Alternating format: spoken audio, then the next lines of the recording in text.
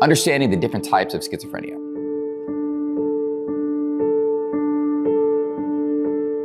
Schizophrenia isn't what the movies show. It's not split personalities or violent outbursts. It's a serious mental disorder that affects how someone thinks, feels, and interprets reality. Hallucinations, delusions, disorganized thinking, but even that barely scratches the surface because they're not just one kind. There are different types of schizophrenia, and each one shows up differently. Just to be clear, this video is for education, not diagnosis. If anything here resonates, please speak to a licensed professional. Paranoid schizophrenia is one of the most common forms.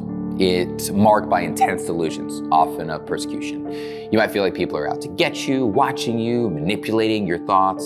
Hallucinations, especially auditory, are common. But underneath it, there's fear, deep fear. And that fear can feel very real, even when no threat exists. It's not irrational, it is neurological. Disorganized schizophrenia isn't about chaos, it's about disruption. Speech becomes jumbled, logic breaks down. You might say things that sound disconnected or hard to follow. Emotion gets flattened or expressed at the wrong times. It's not nonsense, it's a system struggling to process. And behind the confusion, there's still a person trying to make sense of it all. Catatonic schizophrenia affects movement and responsiveness. Someone might freeze for hours, or repeat motions over and over, or suddenly move in strange, rigid ways.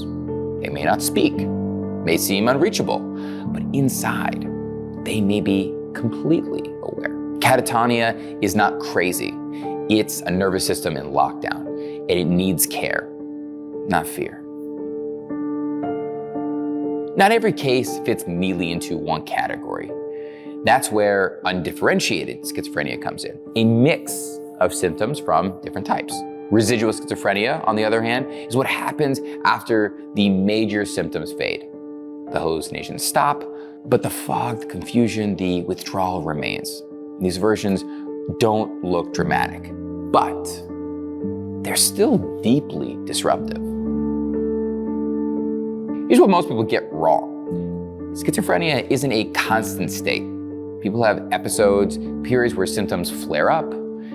In between, they might seem completely normal. And no, it doesn't always mean hearing voices or talking to things.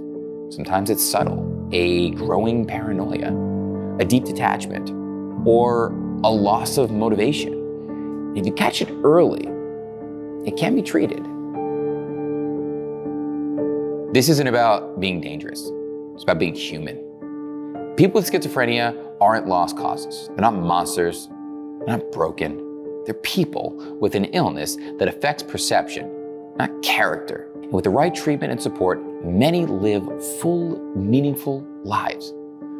But it starts with dropping the stigma. If you've been impacted by schizophrenia directly or through someone you love, you're not alone. There is help. There is treatment. Call us at 844-590-0403. And in the comments, what's one thing you wish people knew about schizophrenia? Subscribe if you want more real education, not fear, not shame. Let's talk about it.